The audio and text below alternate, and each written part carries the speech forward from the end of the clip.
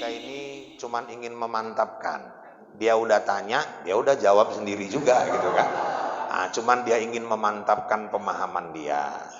Kalau memang sendal itu inventaris masjid dan memang BKM menyuruh memakai, karena kan sekarang banyak juga masjid menyediakan sendal untuk orang ke kamar mandi. Tahu-tahu sendal dia hilang, udah pakai itu aja deh. Nah, itu halal karena memang inventaris masjid dan BKM yang menyuruh memakai.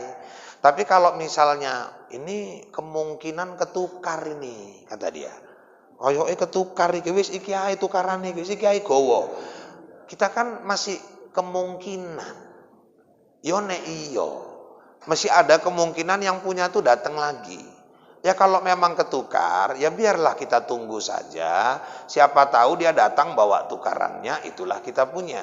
Kalau memang nggak dia datang juga, berarti belum rezeki kita sendal itu. Mungkin sudah jadi rezeki orang lain. Kalau kita ikhlaskan, ya mudah-mudahan jadi amal juga buat kita. Buat yang mencuri perbuatan dia, yaitu urusan dia kepada Allah.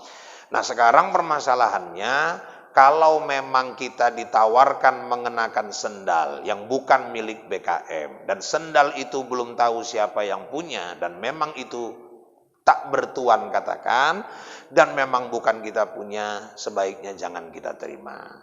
Artinya apa? Artinya jangan mengambil yang bukan hak kita. Karena kita nggak tahu. Jangan-jangan yang berhak itu akan datang lagi mencari sendal tersebut. Artinya anggap itu musibah. Ya masalahnya musibah Pak. Seminggu 7 kali hilang kata dia juga kan. Nah, mungkin kitalah yang perlu menyiasati bagaimana agar supaya sendal kita nggak hilang. Kadang-kadang ada orang naruh sendal itu satu di pintu sini, satu ditaruhnya di pintu sana karena udah terlalu sering hilang. Karena biasanya nggak ada orang nyuri sendal yang sebelah kan gitu. Pasti yang sepasang yang dicuri. Tapi itu memang kalau udah bolak-balik emang parah juga lah itu. Memang perlu juga dipasang CCTV di masjid itu. Jadi sekali lagi kesimpulannya jangan mengambil kalau memang itu bukan hak kita. Tapi kalau BKM yang mengasih dan memang itu inventaris masjid, silakan pakai aja. Bahwa yang bernama malaikat, ada makhluk yang bernama jin. Jin sama juga, begitu banyak manusia, sebegitu banyak juga jin. Malaikat juga tidak terhitung, cuman tugas-tugasnya itulah yang 10 itu, yang wajib kita ketahui. Di luar itu, wallahu a'lam, Allah yang paling mengetahui. Ada qarin, itu jin yang memang mendampingi manusia sepanjang hidupnya. Ada malaikat, itulah raqib dengan atid, yang selalu mencatat segala amal-amal perbuatan kita, baik amal baik maupun amal buruk. Makanya kalau ditanya, tadi pagi istri, saya mau keluar, kemana bang? Ke Mencirin. Jalan mana bang? Aku jalan Tunggurono, Tebu-Tebu. Wah, gelap itu sendirian. Siapa bilang sendiri? Ada 2 di belakang, Raqib sama Atid. Di samping itu, kalau berdasarkan surah Qaf, ada Qarin lagi di situ. Jadi sebenarnya dimanapun kita nggak pernah sendiri. Makanya mandi pun kita disuruh pakai basahan, tutup. Kenapa? Karena memang walaupun kita tidak melihat, tapi ada yang melihat kita. Makanya Ali bin Abi Thalib itu digelar karamallahu wajhah. Orang yang dimuliakan Allah wajahnya, karena dalam riwayat dia ketika buang air kecil kah, buang air besar, dia tidak pernah melihat kemaluannya sendiri. Jadi bapak-bapak, saudara-saudara sekalian, itu yang pertama. Nah kemudian terkait yang kedua, tentang kewajiban suami, kewajiban istri. Dalam Islam sudah jelas di mana posisi suami, di mana posisi istri. Suami ar-rijalu qawwamuna 'alan nisa. Suami itu pemimpin bagi istrinya. Nah, ini di pilkada ayat ini pun sering dipakai ini, ya kan? Kalau ada calon wali kota, calon bupati perempuan, nah ini dipakai lah ini ayat ini dikaji. Tapi secara umum yang pasti dalam rumah tangga pemimpin suami, istri yang dipimpin. Kewajiban suami terkait nafkah, itu yang pertama. Sandang, pangan, papan, kewajiban suami. Pak, kalau ada istri bekerja, gimana Pak? Kalau suaminya izin, ridho, silahkan. Penghasilan istrinya itu bagaimana Pak? Itu hak istri. Penghasilan suami, hak istri, hak anak-anak. Penghasilan istri, itu hak istri. Bahwa istri mau menggunakan hasil gajinya untuk membantu rumah tangga, itu kebaikan istri. Sampai Quraisy Shihab mengatakan, kalau ada suami, dia pakai uang istrinya, kalau istrinya nggak pernah bilang, itu pemberianku bang, aku ngasih uang sama kaunya 500.000. Kalau nggak pernah dikatakannya aku ngasih, ini bang pakai dulu, kalau pakai dulu, sampai mati tetap utang. Kenapa? Karena nafkah itu kewajiban seorang suami. Maka kalau ada istri yang bekerja, dia ikut memenuhi kebutuhan rumah tangganya, berarti itu istri yang baik, salehah, sepanjang dia bekerja juga bisa menjaga dirinya, menjaga kehormatannya, itu istri yang berbakti kepada suaminya.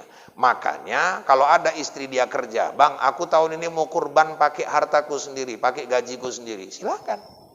Bapak kurban juga dengan rezeki sendiri. Tapi kalau istri nggak bekerja, bapak kurban 1 ekor kambing bapak sembelih, pahalanya sudah buat bapak, istri dan anak-anak bapak semua. Ini terkait dengan nafkah, ibadah. Ketika istri kita masih ikut orang tuanya, segala ibadahnya, kelakuannya menjadi tanggung jawab seorang ayah. Ketika kita nikah sama dia, pindah tanggung jawab ini ke kita.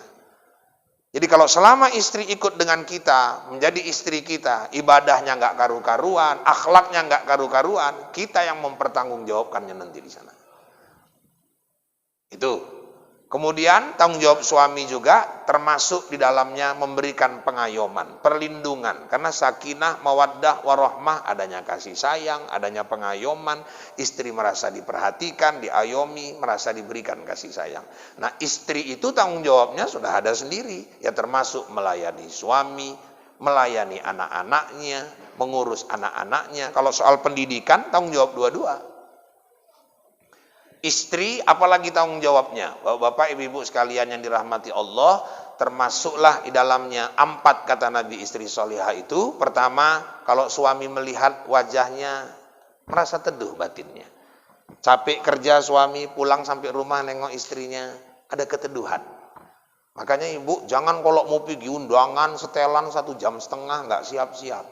Wow ini merah nih, merah, ini biru. Macam kejedut yang listrik biru.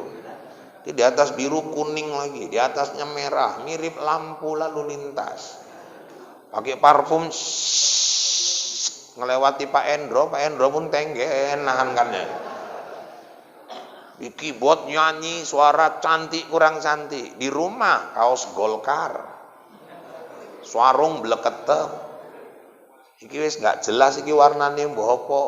Mambune balsem, nek enggak balsem minyak kayu putih, minyak lampu campur bawang, nang keyboard nyanyi suara cantik kurang cantik, nang omah gawanane yang lanang ndeloki pun ora selera, sarek ninggal apa piye lah kawan iki. Jadi Bapak Ibu, istri itu memberi keteduhan kepada suami.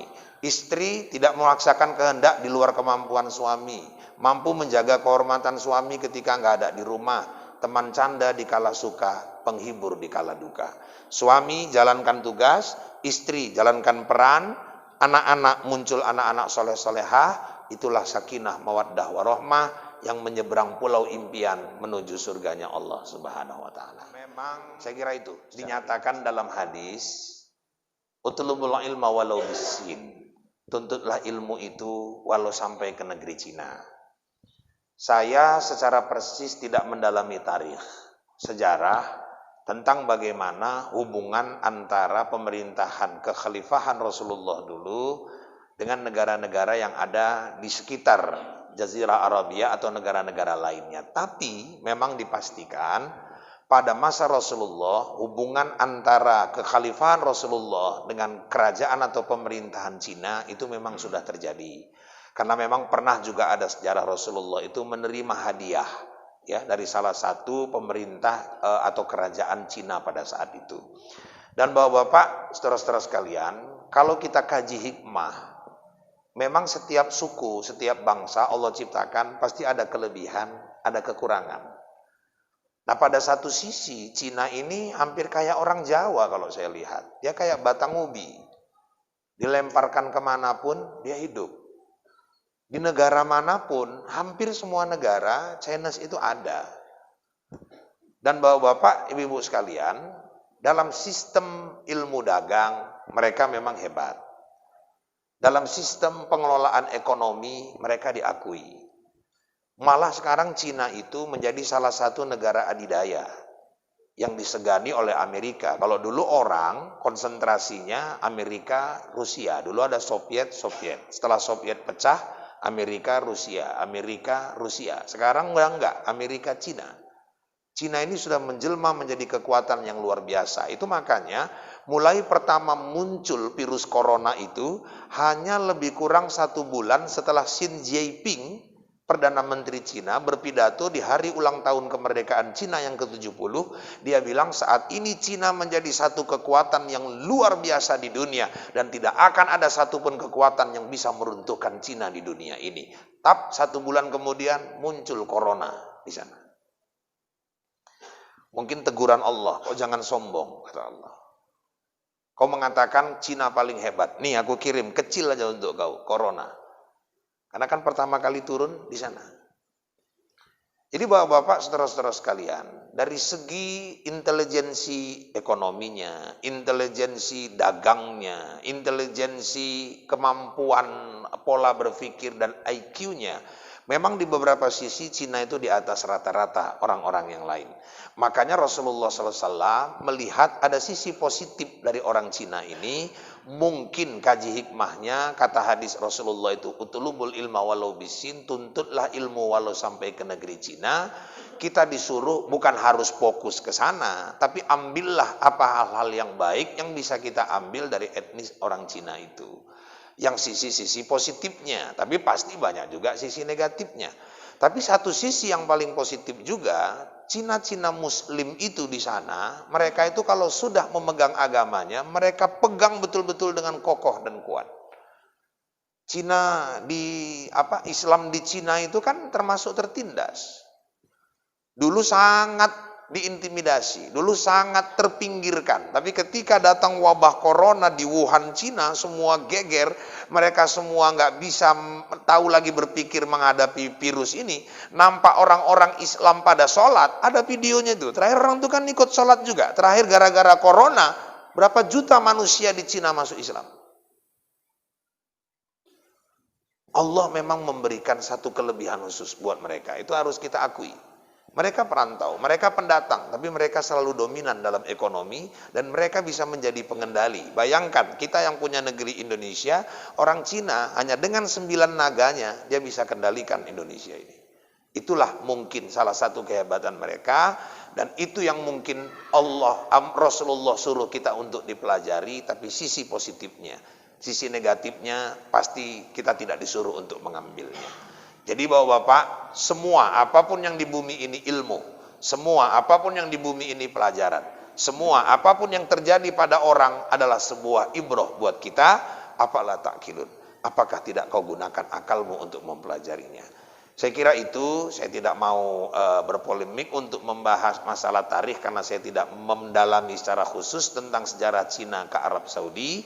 Tapi yang pasti dari zaman Rasul memang hubungan dagang antara Cina dengan Arab itu sudah ada dan sampai hari ini masih terus. Bahkan itu pembangunan rel kereta api dari Mekah menuju ke Mina, itu pemborongnya juga, informasi waktu saya umroh, adalah orang-orang Chinese.